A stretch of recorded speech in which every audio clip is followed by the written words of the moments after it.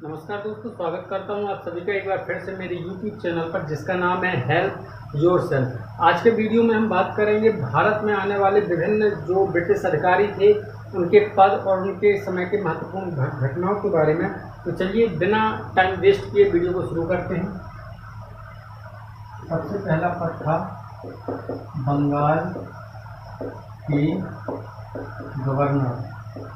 इसके यह पद था 1757 ईस्वी से लेकर 1773 ईस्वी तक। इसके पश्चात आता है बंगाल के गवर्नर जनरल। यह पद आता है 1773 से 1833 ईस्वी तक। इसके पश्चात आता है भारत के गवर्नर जनरल। यह पद 1833 से 1858 ईस्वी तक रहता है।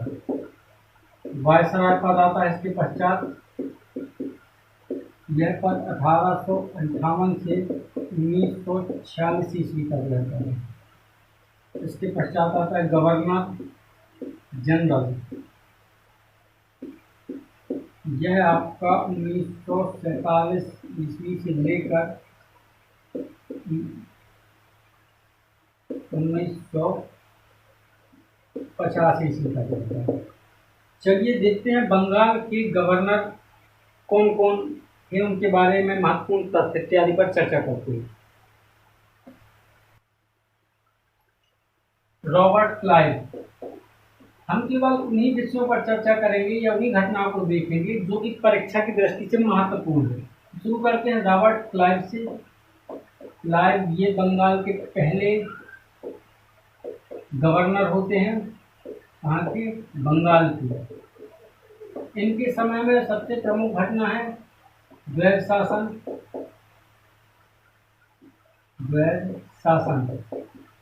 ठीक है, यह दो तरीके से चलती थी। एक तो बंगाल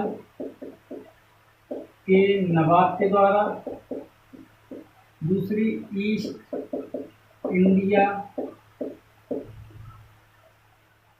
कंपनी के द्वारा। बंगाल का नवाब प्रशासन, बंगाल के जो नवाब थे वो प्रशासन देखते थे, जबकि ईस्ट इंडिया कंपनी राजस्व, सैनिक व संरक्षण इत्यादि वो देते थे। ठीक है, इनके समय की महत्वपूर्ण घटना है कि आलमगीर द्वारा इन्हें उमरा की उपाधि दी गई। इसके पश्चात इन्हें एडमंड बर्क, इन्हें बड़ी बड़ी नींव डालने वाला कहते हैं। बड़ी बड़ी नींव डालने वाला। इसके पश्चात अन्य गवर्नर भी आते हैं, उनमें से केवल एक ही प्रमुख हैं, हॉलवेल साहब। हॉलवेल साहब भी बंगाल के गवर्नर थे। उनके समय ब्लैक होल की घटना हुई थी, इस कारण हमें उनको याद परीक्षा की दृष्टि से महत्वपूर्ण है। कई बार पूछा भी जाता है कि किस गवर्नर जनरल के शासनकाल में ब्लैक होल की घटना हुई। चलिए देख लेते हैं हॉलवेल साहब को। ये भी थे बंगाल के गवर्नर। ठीक है, इनके समय ब्लैक होल की घटना होती है। ठीक है, ये तो थे बंगाल के गवर्नर। अब इसके पश्चात जो आएंगे वो होंगे बंगाल के गवर्नर जनरल। कभी कभी परीक्षा में क्वेश्चन ऐसा पूछ लेते हैं कि बंगाल का अंतिम गवर्नर कौन था। क्योंकि हम सभी जानते हैं कि बंगाल का गवर्नर पद रॉबर्ट क्लाइव से शुरू होता है, परंतु खत्म कहाँ पर होता है? पर आके वॉरेन हेस्टिंग पर। अर्थात बंगाल का अंतिम गवर्नर कौन होता है? Warren Hastings. जबकि वॉरेन हेस्टिंग ही बंगाल के गवर्नर जनरल होते हैं, क्योंकि वॉरेन हेस्टिंग के समय ही बंगाल के गवर्नर जनरल का पद आया था। चलिए इनके बारे में देख लेते हैं। वॉरेन हेस्टिंग के समय 1773 ईस्वी में regulating act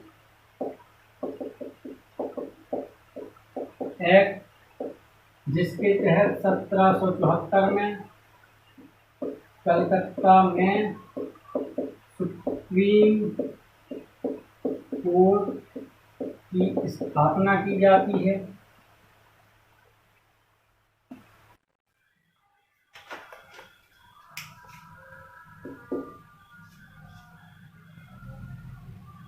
sir William Jones के द्वारा बंगाल में एशियाटिक सोसाइटी की स्थापना कर दी जाती है इन्हीं के कार्यकाल में। किसके द्वारा? सर विलियम जोन्स के द्वारा। भारत का पहला समाचार पत्र कौन सा था? The Bengal gazette. Bengal gazette इन्हीं के काल में प्रकाशित होता है। एडमंड बर्क द्वारा इन पर क्या लगाया जाता है? महाभियोग। बाद में इन्हें फिर इस महाभियोग से इंग्लैंड में मुकदमा चला, जिसमें इन्हें मुक्त कर दिया जाता है। इसके पश्चात अगले गवर्नर जनरल बंगाल के कौन होंगे? कॉर्नवालिस। कॉर्नवालिस अगले गवर्नर जनरल हैं, है ना। इन्हें जो है सिविल सेवा, पुलिस सेवा, स्थायी बंदोबस्त इत्यादि का जनक कहा जाता है। इन्होंने शक्ति के पृथक्करण का सिद्धांत दिया था। शक्ति के पृथक्करण का सिद्धांत तथा इन्हीं के शासनकाल में तृतीय आंग्ल मैसूर युद्ध, जिसे हम किस नाम से जानते हैं? रंगपट्टनम की संधि। श्री रंगपट्टनम की संधि के नाम से जानी जाती है। ये सभी इनके काल की महत्वपूर्ण घटना है। यहाँ पर एक चीज बताना चाहूंगा, सिविल सेवा की जो शुरुआत है ना, ये समय इंग्लैंड में होती थी, परंतु इसी सिविल सेवा में उच्च पदों पर भर्ती लॉर्ड डलहौजी साहब शुरू करते हैं। सिविल सेवा का जनक कॉर्नवालिस को माना जाता है।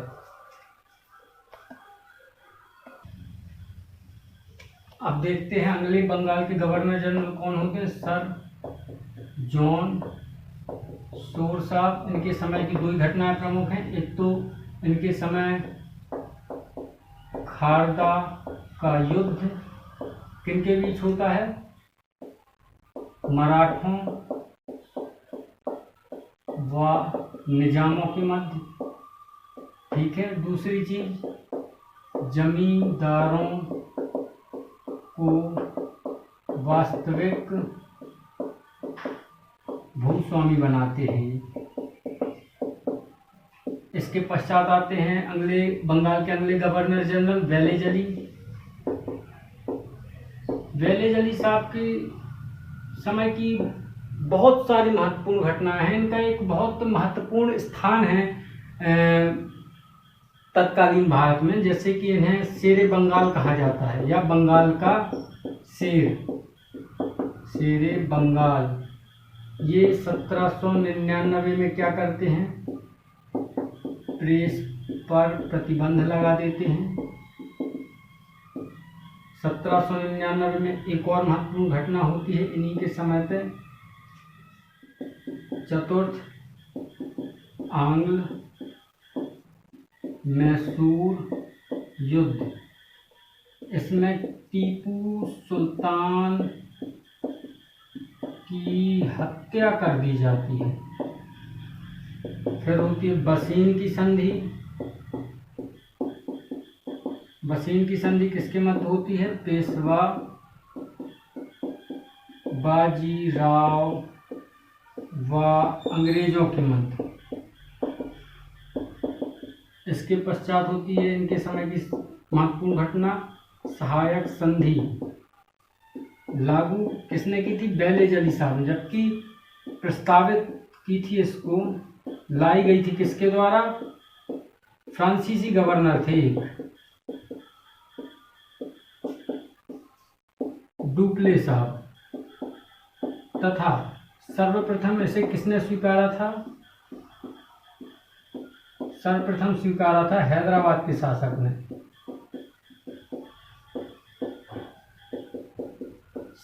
स्वीकारा था। इसके अलावा ये कलकत्ता में फोर्ट विलियम कॉलेज की स्थापना करते हैं। यह स्थापना हुई थी किस हेतु? नागरिक सेवा भर्ती में जो प्रशिक्षु होते हैं उनके प्रशिक्षण के लिए फोर्ट विलियम कॉलेज की स्थापना करी जाती है। 1804 ईस्वी में धारा 4 के तहत ये बाल हत्या पर प्रतिबंध लगा देते हैं, इन्हीं के समय पर द्वितीय आंग्ल मराठा युद्ध होता है।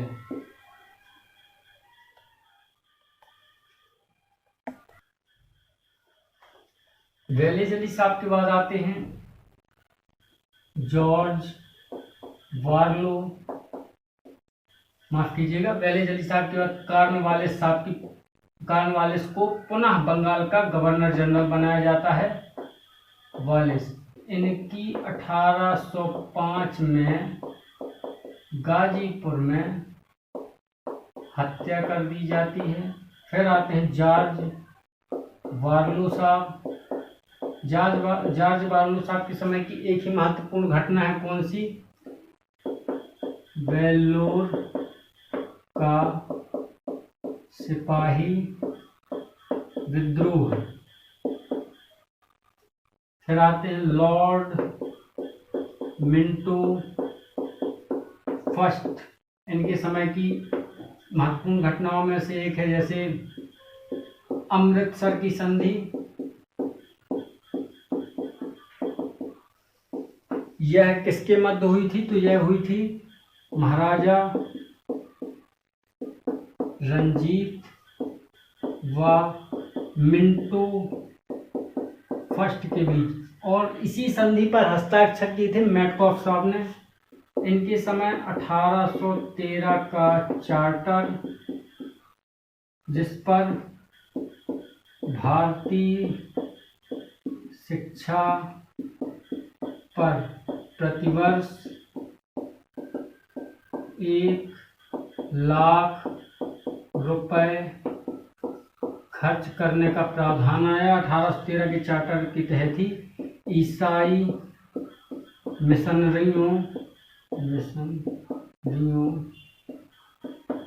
को भारत में प्रवेश की अनुमति दी जाती है। ये हो गए लॉर्ड मिंटो साहब। इसके पश्चात आते हैं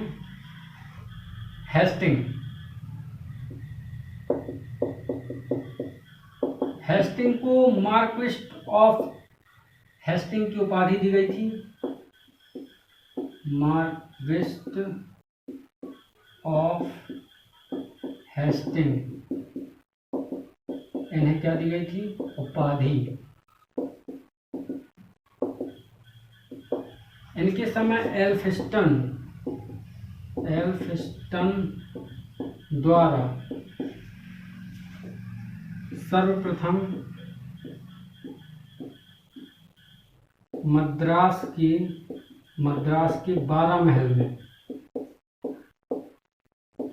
रैयतवाड़ी व्यवस्था लागू की गई।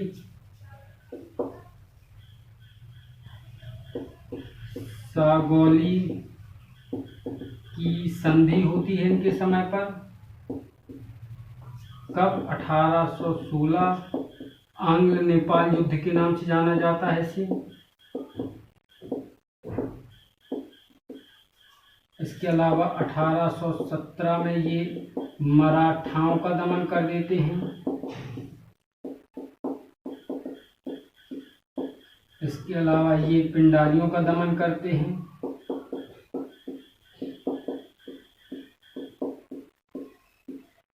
और इन्हीं के समय 1822 ईस्वी में बंगाल करारकारी एक्ट पारित किया जाता है। सबसे पहले समझ लेते हैं जल्दी से रैयतवाड़ी व्यवस्था। रैयतवाड़ी व्यवस्था अर्थात ब्रिटिश, भारतीय जमींदार, किसान। रैयतवाड़ी व्यवस्था के अंतर्गत जमींदार का रोल खत्म कर दिया गया। अब सीधे ब्रिटिश जो शासन है वो किसानों से लगान कर इत्यादि वसूल कर सकते थे।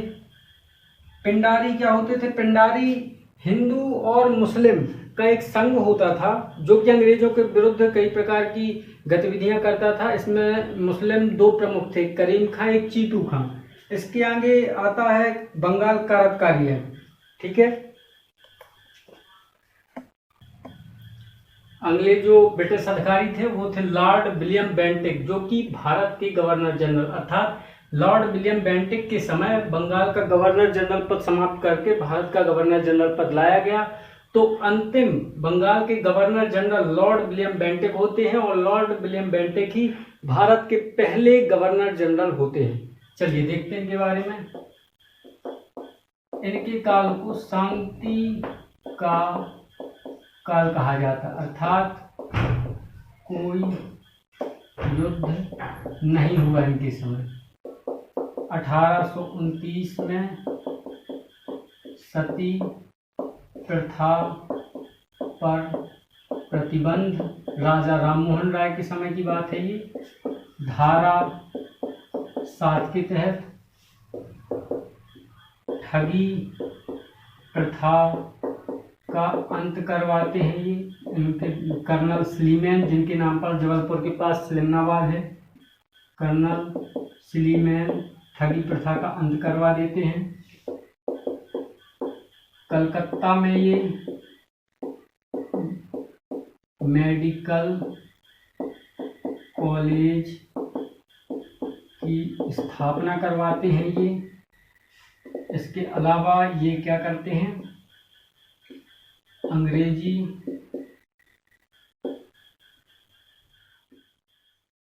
को उच्च शिक्षा का माध्यम बनाते हैं ये। आगरा में नई प्रेसिडेंसी की स्थापना व मंडलाध्यक्ष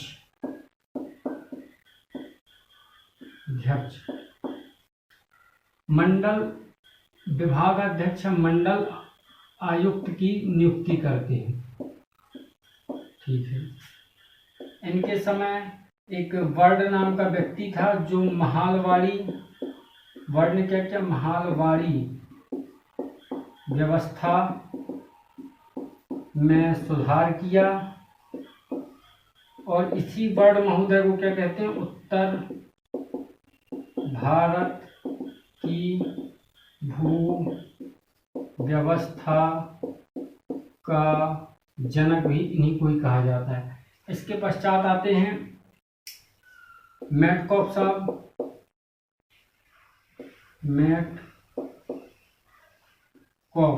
मैटकॉफ के काल में एक ही मैटकॉफ साहब को भारतीय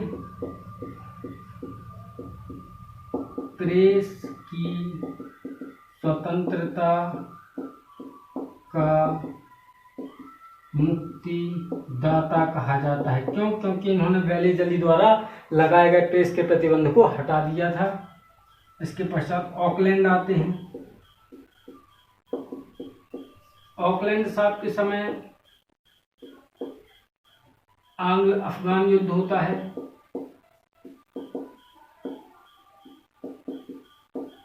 युद्ध समय 1868 ईस्वी।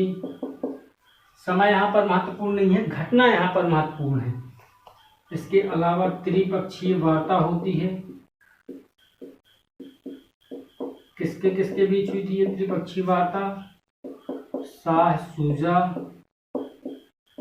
अंग्रेज अधिकारी थे उसमें, अर्थात ऑकलैंड साहब के समय, और इसके अलावा थे रंजीत सिंह, महाराजा रंजीत सिंह। इनके अलावा एक और महत्वपूर्ण घटना है, इनके समय की सूरी मार्ग अर्थात शेरशाह द्वारा निर्मित सूरी मार्ग का नाम बदल कर जीटी रोड रखा। इन्हीं के समय की ये बात है।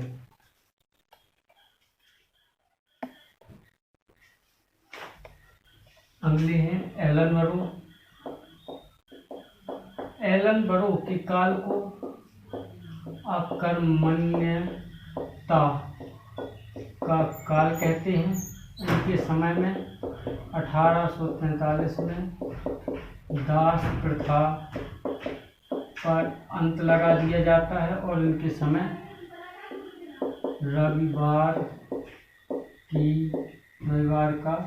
इनके समय से रविवार का अवकाश प्रारंभ कर दिया जाता है। हार्डिंग फर्स्ट आते हैं इनके पश्चात। इनके समय फर्स्ट एंग्लो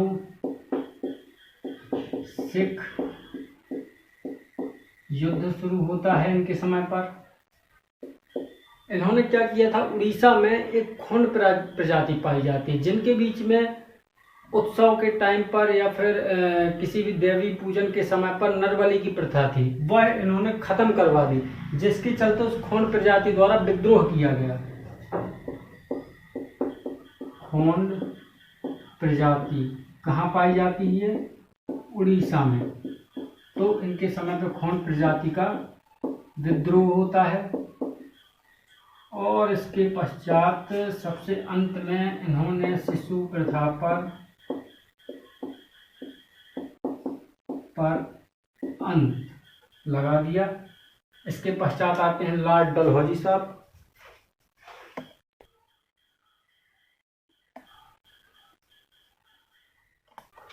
लॉर्ड डलहौजी साहब को आधुनिक भारत का निर्माता कहा जाता है। क्यों कहा जाता है आधुनिक भारत का निर्माता? क्योंकि इन्होंने क्या किया था, 1853 में रेलवे, बम्बई से थाने के मध्य एक चीज, 1854 में ये क्या करते हैं, डाक व्यवस्था चालू कर देते हैं। दो चीज, तीसरी चीज ये संचार व्यवस्था भी शुरू करवाते हैं। संचार व्यवस्था कहाँ से कहाँ? आगरा से कलकत्ता। ठीक है। इसके पश्चात इनके द्वारा क्या किया गया और कार्य? इसके अलावा इनके द्वारा क्या किया गया? विधवा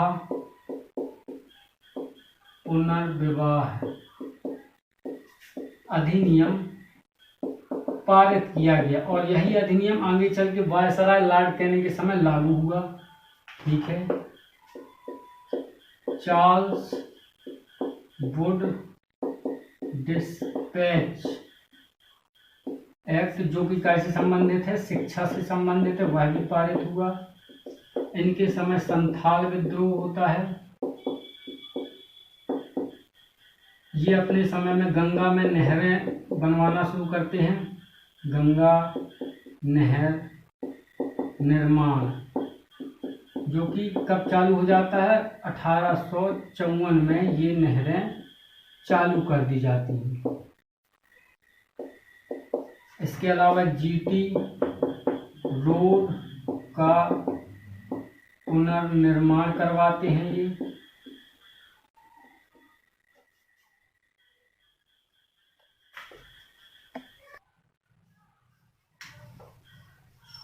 इनके समय पर द्वितीय आंग्ल वर्मा युद्ध हुआ, जिसके तहत लोअर वर्मा व पीहू वर्मा विलय होता है 1861 में। इन्हीं के समय 1863 में जो सिविल सर्विसेज थी उन पर प्रतियोगी परीक्षा तथा उन पर भारतीयों को उच्च पदों पर नियुक्त किया जाने लगा। तो पहले सिविल सर्विस में परीक्षा पास करने वाले कौन थे? सत्येंद्र नाथ टैगोर साहब, ठीक है। ये लाए सबसे महत्वपूर्ण परीक्षा की दृष्टि से व्यपगत हड़प या डॉक्ट्रिन ऑफ, या फिर इसको कहते हैं डॉक्ट्रिन ऑफ लैप्स, ये नीतियां लेकर आए थे वो। हड़प नीति के तहत सबसे पहले महाराष्ट्र का सतारा इसे हड़प कर लिया गया। इसके पश्चात फिर विभिन्न जैसे जयपुर, संभलपुर, संबलगढ़,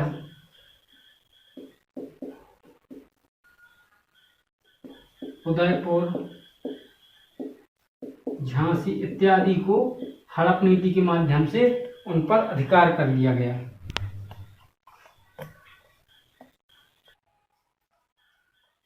तो दोस्तों, इस प्रकार आज के वीडियो में हमने बंगाल के गवर्नर जनरल तथा भारत के गवर्नर जनरल तक के पद पर नियुक्त विभिन्न ब्रिटिश अधिकारियों तथा उनसे संबंधित महत्वपूर्ण घटनाओं के बारे में जानकारी प्राप्त की। इसके आगे पद आता है वायसराय का, इसके पश्चात पुनः गवर्नर जनरल पद आ जाता है, जिसके बारे में हम जानकारी आगे के वीडियो में लेंगे। दोस्तों, यदि मेरे द्वारा दी गई जानकारी आपको उपयोगी लगती है तो चैनल को सब्सक्राइब करें, वीडियो को लाइक, शेयर एवं नोटिफिकेशन आइकन को ऑन कर लें तथा सबसे महत्वपूर्ण अपने कमेंट, अपनी प्रतिक्रियाओं को कमेंट बॉक्स पर जरूर लिखें।